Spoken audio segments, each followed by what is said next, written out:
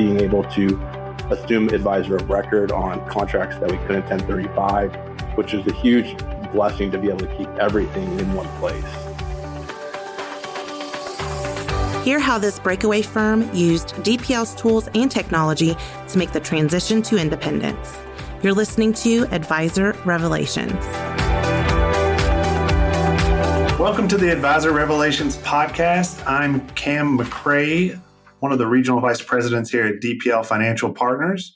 Today, we'll explain how transitioning advisors can help move their clients into more improved, cost-efficient retirement income products, while also growing their firm and AUM through the Breakaway Accelerator Program.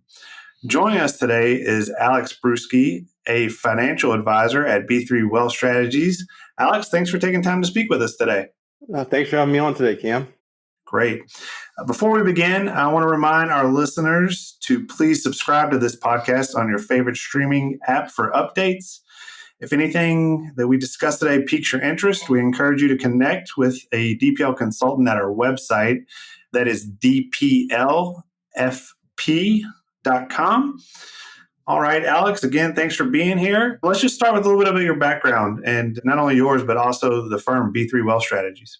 Yeah, so I grew up watching my dad be a financial advisor, and that really led me into this industry. And actually, one of my other brothers joined us as well, creating B3 Wealth Strategies.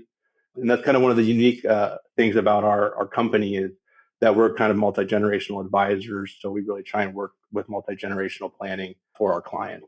We even have a few families that are 4 generations. So today, I currently work with growing our new clients and developing relationships with them while maintaining and developing relationships with our existing clients. So if and when Scott does retire one day, they'll feel comfortable with Spencer and I. So right now, our team consists of 6 people, Scott, my brother Spencer, and myself, who are all the client-facing advisors. And then we have our Chief Compliance Officer, Tiffany, and support staff, Risha and Jess. And we're currently an RIA and use LPL as our custodian. That's great. Thanks for sharing. And it's a great group to work with, the folks over at B3. I know that on my side of the table, have been very easy to work with. But you just mentioned LPL as a custodian. Obviously, I know that. Our listeners don't know that. But you all have recently made a transition. And I know our listeners understand that that happens a lot these days, transitioning to an independent firm. And not only is it happening a lot, it takes a lot of effort, planning, and requires support and processes to communicate these changes to clients. Can you kind of expound and tell that story to our listeners a little bit, kind of maybe, why the team over at B3 decided to break away, and at the end of the day, kind of how you come to find DPL as a valuable partner for that transition? Yeah, so we've really been in this phase of evolution, I would call it, not necessarily transition, since 2016. So Scott was at our previous broker-dealer for 34 years before we left. And so then in 2016, we left them and transitioned to LPL. And then in 2019, we actually went down the path of forming our own RIA, but continued to maintain a hybrid RIA and not RIA only. In our transition and evolution, we came to the conclusion that we need to always take and be evolving for what's best for the client. So we looked at some other custodians outside of LPL, which really led us to an introduction with Cam and what DPL had to offer. We'd always kind of been looking for a solution like DPL, but never really found anything. And so once we had the initial meeting with Cam, he showed us our cost comparison, all the other tools that DPL had to offer. We were pretty much sold there on the spot. And I'm pretty sure Scott wanted to sign up with the membership fee right away. And one of the things that I felt was really different and why we chose DPL to run our annuity business through is I think that they're very focused on client solutions, where we met with wholesalers, they're very much more focused on their specific company's products.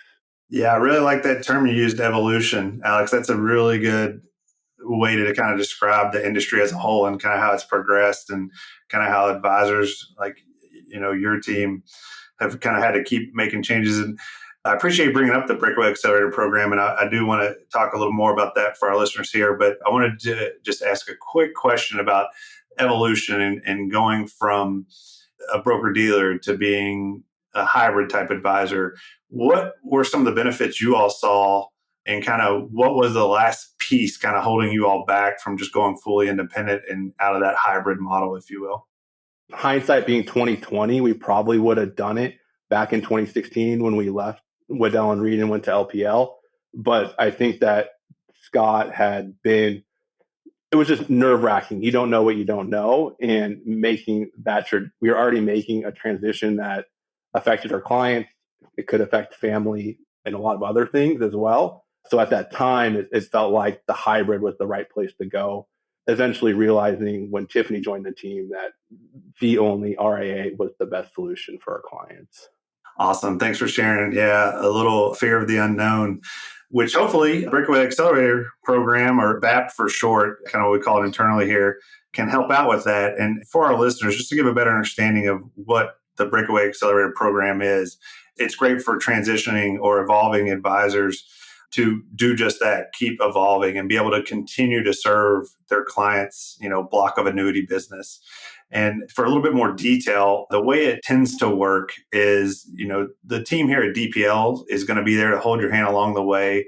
But what we really like to do is just take a look at the entire block of annuity business. And where we can, we're going to do 1035 exchanges in situations where it's going to improve client outcomes to the more cost efficient advisory commission free solutions that I think our audience knows. But then it also benefits in that those situations where we can't, perform a 1035, whether it's because the contract's still in surrender, or maybe there's a benefit base that's much higher than a cash value and it just doesn't make sense for that client scenario. Well, at that point, DPL can become agent of record and allow the RIA team to still service that and still own that relationship at the end of the day, to just serve their clients and have the peace of mind that they're not leaving anything behind at the broker dealer. So, Alex, I wanted to also dive in a little bit about your all's experience with the Breakaway Accelerator Program and, particularly what you all find valuable during that transition from not only an operational standpoint, but maybe some of the proposal standpoint as well, and kind of what it was like working through that process. And at the end of the day, what it was like working with your end clients. We really try to, at each kind of phase of our evolution, focus on the clients that it was affected. So in this one, we really spent a lot of time with our annuity clients. And what we did first was we had a few initial meetings with Cam and got the information, got the solutions for the clients of where we were probably going to make those changes. And then we blocked off a 3-week period and had 30-minute meetings with all of those clients that were affected to go through the annuity comparison tool, talk about the cost savings, what the transition of their annuity would look like. And then Spencer and myself would fill out the intake form, get it over to Cam and his team, and they would get the paperwork out to the client. And one of the things that was super nice was everything was e-signable. We've been in a world where we've had to always have paperwork, both for the annuity carrier and then the LPL all had to be paper, which was a nightmare for clients. I will say one of the more unique things that's kind of the sticking point for clients was the advisor of record change. And not because they objected to it, but because they just didn't understand what it meant and with the lack of industry knowledge. So that was a little more handholding than I thought was going to be. Right. That makes sense. And then outside of that, for the clients that were 1035 eligible, were they pretty perceptive to a 1035 exchange? Yeah, I don't think we had one objection for a client at all. I mean, when you have the cost comparison, there's really no reason why you wouldn't make those changes to save some money on your contract. Exactly. That's kind of what we see here. So obviously, Alex, it sounds like, going through the Breakaway Accelerator Program has been a seamless process. But I also think it's important for our listeners to understand that, DPL is not a one-trick pony, right? The Breakaway Accelerator Program is a great introduction to commission-free solutions and moving over a block of business. But to remain a true fiduciary, we want to arm you with multiple tools. Is there any other, aspects of DPL or avenues you've gone down as a firm outside of the Breakaway Accelerator Program? Yeah, we've actually used some of our clients that have VUL contracts. It's not a lot, but they maybe had them for a while. And we've kind of explored that with DPL and having those be reviewed. And much like the annuity review, they are looking for solutions that meet the client's needs. And, in this client's case, they needed to be able to borrow a larger amount against their VUL policy. And working with them was a seamless process to get that moved over as well to a fee-based VUL policy. That's great. Yeah, that would be help from our life desk there as well. So not just annuities, but also life. And then what about from, outside of the 1035 exchanges or agent of record changes through the BAP Accelerator Program, clients that didn't own existing annuities, have you all been able to find any solutions that fit from a commission-free annuity standpoint that fit any client scenarios for you all? Most definitely. Kind of going back to 2021, Washington State had a long-term care payroll tax that was instituted on all workers. So we spent much of that year working through our client's decision on whether they can buy their own long-term care policy and opt out of the tax, or they have to start paying the tax. And spending so much time in this long-term care world for 18 months, we really found that there was kind of two objections that clients had to traditional long-term care, which is the cost and never using the benefit, and then the ability to not qualify due to health issues with underwriting. And so this kind of led us to one of the solutions that Cam mentioned, where a product provided guaranteed income, which most of these people needed some sort of a guaranteed income in their retirement story, but also it allowed for the income, the health activated income multiplier, to increase their monthly guaranteed income, basically double it for 5 years. And this has just resonated with so many clients because it addresses their concerns, and it also doesn't have the underwriting like traditional long-term care does. And we've had a number of clients want to start using this annuity because of that.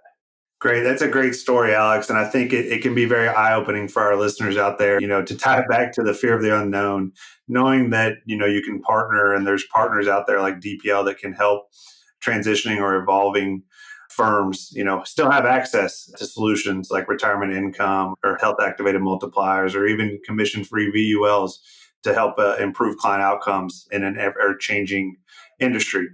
That was a great story, Alex. Alex, as we wrap up here, I'd just like to say I really appreciated your partnership, B3 Wealth Strategies partnership, and I look forward to continue to work with you all on your journey as a firm. Maybe one day you'll get your father out of there, and maybe he'll be able to take on some of the retirement income stories we talk about and enjoy that himself. But thanks for being here. Any closing remarks before we hop off here? No, I would just reiterate that you guys have been a pleasure to work with. You care about your advisors, you care about the advisors' clients, and that's always nice to see, and have made the process extremely smooth and easy. So thanks again for that, Alex. And thanks for your time today. We know you're busy, a growing firm. Thanks to all our listeners for being with us today. And again, don't forget, please connect with us at dplfp.com and subscribe for more episodes anywhere you listen to podcasts. Thanks for listening. To hear more advisor revelations, go to dplfp.com and subscribe on your favorite podcast streaming app.